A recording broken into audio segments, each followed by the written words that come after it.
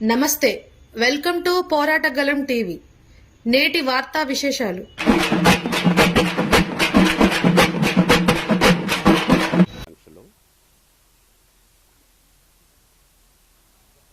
మీ యొక్క సహాయ సహకారాలతోటి సంవత్సర కాలం కాంగ్రెస్ ప్రభుత్వం తెలంగాణలో రెండవ ముఖ్యమంత్రిగా అధికారం చేపట్టినటువంటి రేవంత్ రెడ్డి గారి ప్రభుత్వంలో నన్ను వ్యవసాయ మంత్రిగా సంవత్సర కాలం ఆశీర్వదించినటువంటి మీ అందరికీ ప్రత్యేకంగా ధన్యవాదాలు. గతంలో కూడా గత 40 సంవత్సరాల నా రాజకీయ జీవితంలో అనేక ప్రభుత్వాల్లో అనేక శాఖల్లో నన్ను మీ ఇంటి సభ్యుడిగా, మీ మనిషిగా,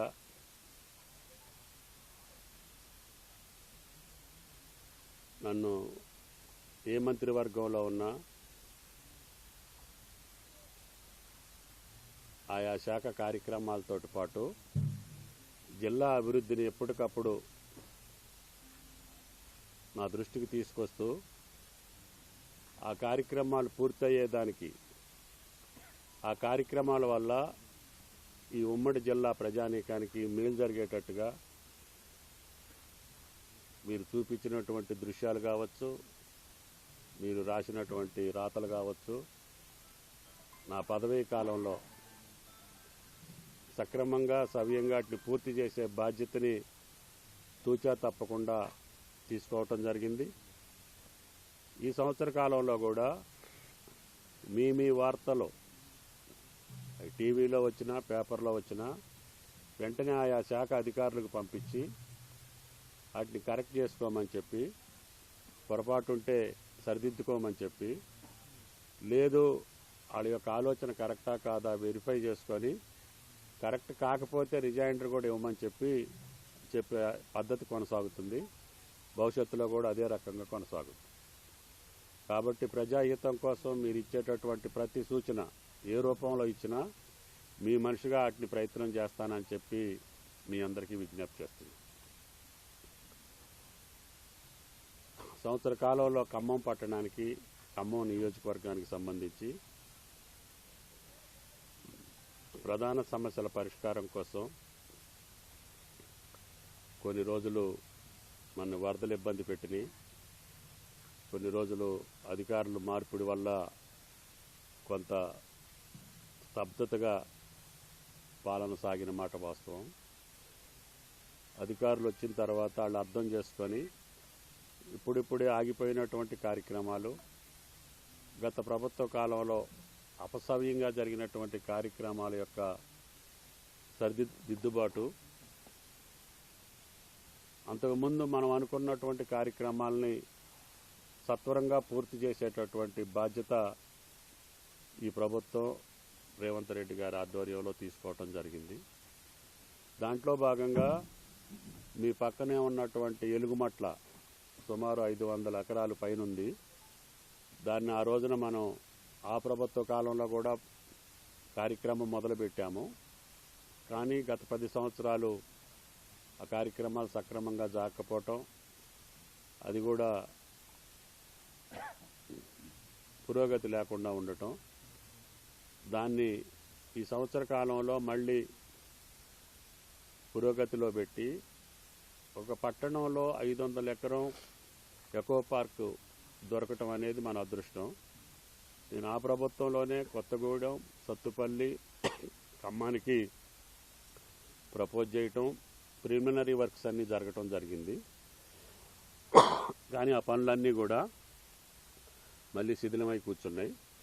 మళ్ళీ వాటన్నింటినీ పునరుద్ధరించడంతో పాటు ఖమ్మం పట్టణానికే కాకుండా, ఈ జిల్లా ప్రజలకే కాకుండా, ఈ రాష్ట్ర ప్రజలకి ఒక మంచి జూ పార్క్ లాంటిది అన్ని వయసులో ఉన్నటువంటి సమాజానికి ఉపయోగపడేటట్టుగా, ఇప్పుడు ఆ నెహ్రూ జువాలజికల్ పార్క్కి ఏ రకంగా సందర్శకులు వెళ్ళి సేద తీరుతున్నారో, ఆనందిస్తున్నారో, ఆస్వాదిస్తున్నారో, అటువంటి పరిస్థితి మన వెలుగుమట్లకు రావాలనేది మా ఉద్దేశం. దానికి ఈ మధ్య కాలంలోనే మళ్ళీ ప్రాజెక్ట్ రిపోర్ట్ తయారు చేసి ముందుకెళ్తున్నాం. దాంతో పాటు చరిత్ర మనకు అందించినటువంటి పూర్వీకులు మనకి ఇచ్చినటువంటి ఖమ్మం కిల్లా, దానికి ఒక చరిత్ర ఉంది. పూర్వపు రాజులు నిర్మాణం చేసినటువంటి దాన్ని ప్రజా బాహుళ్యంలోకి తీసుకొచ్చి దాని మీదకి ఒక రోప్వే కన్స్ట్రక్ట్ చేస్తే అందరం అన్ని వేళలా, ముఖ్యంగా ఖమ్మం ప్రజలకే కాకుండా ఆ చారిత్రక కట్టడాన్ని సందర్శించడంతో పాటు పైన ఏదేదైతే ఫుడ్ పార్కులు కావచ్చు, లేకపోతే షాపులు కావచ్చు, లేకపోతే హస్తకళలకు సంబంధించినటువంటి వస్తువులు కావచ్చు, రోజు సాంస్కృతిక కార్యక్రమాలు జరిగేటట్టుగా కూడా అక్కడ ఏర్పాటు చేస్తే, ఇప్పుడు హైదరాబాద్ శిల్పారామం ఏ రకంగా ప్రజలందరూ వెళ్ళి ఆస్వాదిస్తున్నారో అదే పద్ధతుల్లో ఎలుగుమట్ల, అదేవిధంగా ఖమ్మం కిల్లా కావాలనేది నా మనసులో మాట. దానికి తగ్గట్టుగా కార్యక్రమాలు రూపొందించడం జరిగింది. ఖమ్మం కిల్లాకి కూడా రోప్వే శాంక్షన్ చేశాము. డిజైన్కి సంబంధించి వాళ్ళు టెండర్ పిలిచారు, కానీ నాకెందుకో స్టేషన్ దగ్గర కొద్ది పార్కింగ్ తక్కువ కనపడుతుంది. దాన్ని ఏ రకంగా సాల్వ్ చేయాలి ఏంటి అనేది మనం ఒకసారి చూడమని చెప్పాను. దాన్ని కూడా ఈ నెలాఖరికల్లా, అంటే వచ్చే కొత్త సంవత్సరంలో ఆ పనులు కూడా ప్రారంభించాలనేది. ఇటు ఎలుగుమట్ల, అటు ఖమ్మం కిల్లాకు సంబంధించి ఇది శాశ్వతమైనటువంటి ప్రాతిపదిక మీద ఖమ్మం పట్టణంలో ఇప్పుడు బ్రీతింగ్ ప్లేస్ పెద్దగా లేదు. పోయినసారి చేసినటువంటి మన లకారం తప్పితే ఏమాత్రం కూడా చిన్న పార్క్ కూడా సక్రమమైనటువంటిది ఖమ్మం ప్రజలకు అందుబాటులో లేదు. కాబట్టి ఈ రెండింటినీ తయారు చేయాలనేది మా ప్రభుత్వ ప్రతిపాదన. ఆ కార్యక్రమాలు కొనసాగిస్తాను. అదేవిధంగా మొన్న వరదలు మీరు చూశారు. కనివిని వర్షపాతం పడటం మూలాన మునేరు పెద్ద ఎత్తున 36 అడుగుల పైన ప్రవహించటం, బ్యాక్ వాటర్కు సంబంధించి మనకు ఉన్నటువంటి పై చెరువులు బాలాపేట, లేకపోతే ఖానాపురం, ఈ చెరువులన్నీ ఓవర్ఫ్లో అయ్యి ఖమ్మం పట్టణం మీదకి వచ్చి ఖమ్మం పట్టణంలో ఉన్నటువంటి అనేక డివిజన్ల ముంపుకు గురయ్యి ప్రజలు ఈతి బాధలు పడ్డటువంటి పద్ధతి మీరు కళ్ళారా చూశారు, అందరికీ చూపించారు. ఈ భవిష్యత్తులో రాకుండా ఉండటం కోసం సుమారు 700 కోట్లతోటి మునేరు వరద ఖమ్మం పట్టణంలో ప్రవేశించకుండా ఒకటి, అదేవిధంగా ఒక 200 కోట్లతోటి ఈ చెరువుల యొక్క సర్ప్లస్ వాటర్ని ఖానాపురం నుంచి లకారానికి, లకారం నుంచి దవసలాపురం చెరువు మీదుగా మళ్ళీ ఖమ్మం పట్టణ దిగువన ఈ వరద మొత్తాన్ని నదిలో కలిపేటట్టుగా ఒక 220 కోట్లతోటి ఒక కార్యక్రమాన్ని శాంక్షన్ చేశాం. అది కూడా రేపు ఈ నెలలో జనవరిలోనే పనులు ప్రారంభిస్తాం. అంతేకాకుండా విస్తరిస్తున్నటువంటి ఖమ్మం పట్టణానికి ఇంకా డ్రింకింగ్ వాటర్ పైప్ లైన్లు వేయాల్సినటువంటి అవసరం ఉంది. కేంద్ర ప్రభుత్వ సహకారాన్ని తీసుకొని దానికి కూడా ఒక 220 కోట్లు మంచినీటి పథకానికి కూడా రేపు రాబోయే కొద్ది రోజుల్లోనే టెండర్స్ పిలిచి ఆ కార్యక్రమాలు కూడా మొదలు పెట్టాలని. అదేవిధంగా విద్యాపరంగా మెడికల్ కాలేజీ ఒక మంచి స్థాయిలో ఉండటం కోసం 35-40 ఎకరాలు ఖమ్మంకి అతి సమీపంలో తీసుకొని ఆ యొక్క మెడికల్ కాలేజీ భవన శంకుస్థాపన వీలైతే ఫస్ట్ వీక్లో ఒకరోజు అటో ఇటో. పోయినసారి అనుకున్నాం, ఆ మంత్రి గారికి ఆ రోజు కుదరలేదు. రేపు ఈ ప్రధానమంత్రి గారు ఇది మాజీ ప్రధాని ఇదైంది కాబట్టి 3వ తారీఖు దాకా కార్యక్రమాలు చేసేదానికి అవకాశం లేదు. కాబట్టి ఫస్ట్ వీక్లో ఏదో ఒక రోజున 7th కానీ 8th కానీ వైద్య శాఖ మంత్రి గారితో ఆ పనులు కూడా శంకుస్థాపన చేయడం జరుగుతుంది. అంతేకాకుండా నాకు తెలిసి 46 ఉమ్మడి జిల్లా మండలాలకి ప్రతి మండలంలో ఏదో ఒక చెరువో, లిఫ్టో, డ్యామో ఏదో ఒకటి నిర్మాణం చేశా కానీ ఒక రఘునాథపాలెం మండలానికి టెరైన్ అంటే దాని యొక్క కాంటూర్ లెవెల్స్ ఎక్కడా పర్మిట్ కాలేదు. కాబట్టి బుగ్గవాగు నుంచి సర్ప్లస్ వాటర్ తీసుకొచ్చి ఆ చెరువులు నింపాలని చెప్పి ఇక్కడ ఎమ్మెల్యేగా ఉన్నప్పుడు బుగ్గవాగు మీద చెక్ డ్యామ్ కట్టి ఆ స్కీమ్ శాంక్షన్ చేశాం. దాని తర్వాత టీఆర్ఎస్లో కూడా 2 సార్లు 30 కోట్లు ల్యాండ్ ఎక్విజేషన్కి కెనాల్కి తీసుకొచ్చాం. కానీ గత 10 సంవత్సరాలు అది సాధ్యం కాలేదు. కాబట్టి అది వర్షం వచ్చినప్పుడు పనిచేసేటటువంటి సోర్సు. కాబట్టి సాగర్కి మనం ఎట్లాగూ గోదావరి అనుసంధానం చేస్తున్నాం కాబట్టి ఇదే ప్లేస్లో ఎక్కడైతే డీప్ కట్ ఉందో వెంకటాయపాలెం డీప్ కట్ నుంచి రఘునాథపాలెంలో ఉన్నటువంటి 30 చెరువులకి సాగునీరు ఇవ్వాలని అది కూడా ఒక 66 కోట్లతోటి శాంక్షన్ చేశాము. మీరందరూ అనుమతిస్తే సంక్రాంతి పండుగ రోజున ఆ పనులు కూడా ప్రారంభించాలనేది నా కోరిక.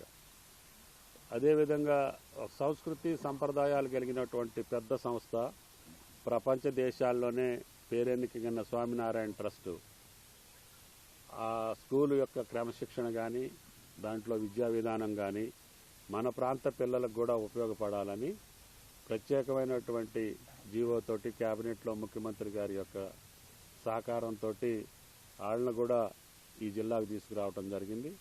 వాళ్ళు కూడా త్వరగా కార్యక్రమాన్ని ప్రారంభించమని చెప్పాడుగా. సరే, ప్రభుత్వ పరంగా వచ్చేటటువంటి ఇంటిగ్రేటెడ్ స్కూల్ ఒకటి అన్ని నియోజకవర్గాల్లో ఇస్తున్నారు. దానికి కూడా మనం కార్యక్రమం తీసుకున్నాం. అదేవిధంగా ప్రధాన సమస్య ఖమ్మం పట్టణానికి అండర్ గ్రౌండ్ డ్రైనేజీది ఒకటి తయారు చేయమని చెప్పాం. అది ఎంతైనా కావచ్చు, ఎస్టిమేట్ వస్తే ఈ పదవీ కాలంలో దాన్ని కూడా పూర్తి చేయాలనేది నా కోరిక. ఇంకా రహదారులు కొన్ని వైడెన్ చేయాల్సినవి ఉన్నాయి, ప్రజలు అడుగుతున్నారు కూడా. వాటిని కూడా స్థానిక నాయకత్వం మిగతా వాళ్ళతోటి కూడా సంప్రదించి ఏ రోడ్డు అయితే ఏ రహదారి అయితే అత్యవసరంగా అది ఆర్టీఓ ఆఫీస్ రోడ్డా, ఆర్డీఓ ఆఫీస్ రోడ్డా, రైల్వే రోడ్డా, ఎక్కడైతే రోడ్డు వైడనింగ్ ఉంటే అభివృద్ధి దాని అంతటికి అదే వస్తుంది. కాబట్టి ఖమ్మం ప్రజలను కోరేది ఏంటంటే మీ రహదారుల్ని మీరు ఎడల్పు చేసుకునే ప్రయత్నం చేసుకుంటే మీకు సౌకర్యం, ప్రజలకు సౌకర్యం, పట్టణ అభివృద్ధికి సౌకర్యం. కాబట్టి దాన్ని కూడా రేపు మాస్టర్ ప్లాన్లో కొన్నిటిని ఈ 4 సంవత్సరాల్లో చేయాలనేది నా కోరిక. అదేవిధంగా మొన్న ప్రకాష్ నగర్ బ్రిడ్జి మీ వరదల్లో కొంత డిస్టర్బ్ అయింది, పనులు పూర్తవని ఇప్పటికి ఒక 2-3 పిల్లర్స్ని సెట్ చేశారు. మిగతా చిన్నవి ఉన్నాయి. వాటిని కూడా 1-2 నెలల కాలంలో ప్రకాష్ నగర్ బ్రిడ్జిని మళ్ళీ యథాస్థితికి తీసుకొచ్చి దాన్ని ఉపయోగంలోకి తీసుకురావటం. పాత బ్రిడ్జి ఎప్పుడైతే నిజాం గారు నిర్మాణం చేసి 130-40 సంవత్సరాలు అవుతుందో ఆ స్థానంలో కేబుల్ బ్రిడ్జి నిర్మాణం కూడా ఈ ప్రభుత్వం క్యాన్సిల్ చేయాలన్నా కుదరదని చెప్పి అది ఖమ్మానికి ఒక మణిహారంగా మిగులుద్ది. కాబట్టి ఎట్టి పరిస్థితుల్లో దాన్ని కొనసాగించాలని చెప్పి కార్యక్రమం కొనసాగుతుంది. ఈ సీజన్లో చాలా భాగం పూర్తయి ఈ సంవత్సరాంతానికి అది పూర్తి కావాలనేది నా కోరిక. దాని తర్వాత మీకు గతంలో కూడా చాలాసార్లు చెప్పాను, జాతీయ రహదారులకు సంబంధించి ఖమ్మం పట్టణం చుట్టూ జాతీయ రహదారులు వచ్చేటట్టుగా నాకు గత ప్రభుత్వంలో వచ్చినటువంటి అవకాశాన్ని వాడుకొని సూర్యాపేట ఖమ్మాన్ని, ఖమ్మం నుంచి రాజమండ్రి వెళ్ళే రోడ్డుని దంసలాపురం మీదుగా తీసుకెళ్ళాము. అదేవిధంగా కోదాడ నుంచి కొరి వెళ్ళే రోడ్డుని ఆ భాగం నుంచి తీసుకెళ్ళాము. అదేవిధంగా కౌటాల నుంచి అమరావతికి వచ్చే రోడ్డుని ఈ పక్కకు తీసుకొచ్చాము, ఇల్లెందు రోడ్డు నుంచి. ఈ 3 రోడ్ల ద్వారా కొంత భాగం మిగిలింది, కొరివి రోడ్డు నుంచి ఇల్లెందు క్రాస్ రోడ్డుకి. ఈ జాయింట్ కలిపితే ఖమ్మానికి రింగ్ రోడ్డు అవుతుంది. కాబట్టి సూర్యాపేట ఖమ్మం పూర్తి అయిపోయిన తర్వాత, ఖమ్మం కోదాడ పూర్తి అయిన తర్వాత ఇప్పుడు కొన్నెకల్లు నుంచి రాజమహేంద్రకి పూర్తవుతుంది. ఎంతవరకు తొందరగా వీలైతే అంతవరకు, వీలైతే ఉగాదికి అటో ఇటో గంటలో రాజమహేంద్రవరానికి పోయేటట్టుగా పనులు పూర్తి చేస్తున్నాం. దానికి మెయిన్ అడ్డీలు ఏంటంటే దంసలాపురం దగ్గర రైల్వే ఫ్లైఓవర్ రావాలి. అది కొంచెం టెక్నికల్గా ఆ సంస్థ డిజైన్ ఇవ్వటం లేట్ అయింది. ఈ ప్రభుత్వంలో మాట్లాడాను, రైల్వే మినిస్టర్ గారితో మాట్లాడాను. దాని తర్వాత స్టాండింగ్ కమిటీతో కూడా మాట్లాడితే దానికి క్లియరెన్స్ ఇచ్చారు. ఆ పనులు కూడా ఫ్యాబ్రికేషన్ జరుగుతుంది. ఈ రకంగా జాతీయ రహదారులతోటి ఖమ్మం హైదరాబాద్ ORR మాదిరిగా మనకి రహదారి సౌకర్యాలు రాబోతున్నాయి. అప్పుడు ఖమ్మం పట్టణం ట్రాఫిక్ ఫ్రీ అయ్యేదానికి అవకాశం ఉంది. కేవలం ఖమ్మం పట్టణంలో పని ఉండే వాళ్ళే ఖమ్మం పట్టణంలో దిగుతారు తప్పితే ఈవెన్ వైరా వాళ్ళు కూడా మీ దగ్గరికి రారు. అటు ఇల్లెందు వెళ్ళేవాళ్ళు అటు వెళ్ళిపోతారు, కోదాడ వెళ్ళేవాళ్ళు పొన్నికల్ నుంచి ఆ రోడ్డుకి వెళ్ళిపోతారు. ఎక్కడా కూడా ఖమ్మం ట్రాఫిక్కి ఫ్రీ ఇది ఉంటుంది. అప్పుడు ఖమ్మం పట్టణం వెసులుబాటు వస్తుంది ట్రాఫిక్ పరంగా. అదేవిధంగా సాగునీటికి సంబంధించి మీకు మా యొక్క రాజకీయ కోరిక మీకు మొదటి నుంచి చెప్తున్నా. మన ఎన్నికల్లో కూడా నేను గత ప్రభుత్వంలో ఉన్నా, ఈ ప్రభుత్వంలో ఉన్నా, నా ప్రధానమైన కోరిక గోదావరి జలాలు 10 నియోజకవర్గాలకి రావాలని. అది మొన్న ముఖ్యమంత్రి గారితో తీసుకొచ్చి ఆయనతోటి స్విచ్ ఆన్ చేసి 100 కిలోమీటర్ల వరకు కెనాల్ని పూర్తి చేసుకొని మనకు అవసరం అయినప్పుడు వైరా ప్రాజెక్టు కాడ నుంచి కింది భాగం నీళ్లు వచ్చేటట్టుగా రాజీవ్ లింక్ కెనాల్ అని పూర్తి చేసి ఆ ప్రాజెక్టును రెడీకి పెట్టుకోవటం జరిగింది. ఈ సంవత్సరం సత్తుపల్లి, అశ్వరాపేట నియోజకవర్గాలకు సంబంధించి ఒక టన్నెల్ ఉంది. యాతాలకుంట దగ్గర టన్నెల్ పని జరుగుతుంది. అది కూడా ఎట్టి పరిస్థితుల్లో జూన్, జూలైకి టన్నెల్ పూర్తి అయితే మళ్ళీ స్వాతంత్ర దినోత్సవం రోజుకి గోదావరి జలాలు సత్తుపల్లి, అశ్వరాపేట నియోజకవర్గాలకి తాకాలనేది నా కోరిక. అదేవిధంగా ఈ ప్రభుత్వ కాలంలోనే జూలూరుపాటు టన్నెల్ పూర్తయితే పాలేరుకి గోదావరి జలాలు వస్తాయి.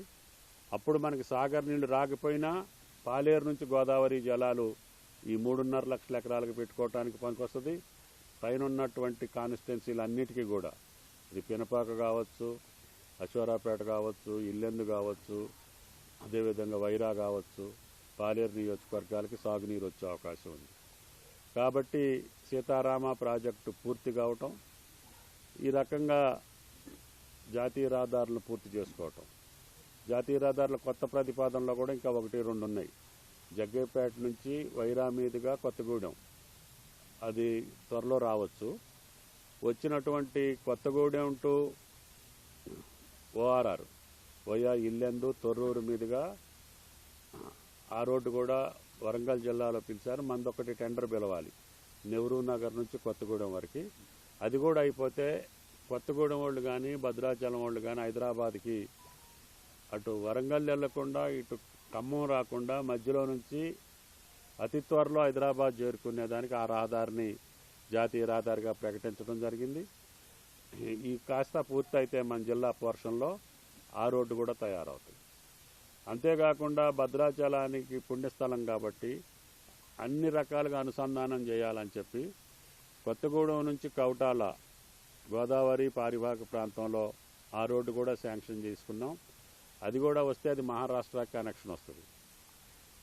ఇది కౌటాల టు అమరావతి కూడా మహారాష్ట్ర నాగపూర్ నుంచి వస్తుంటుంది.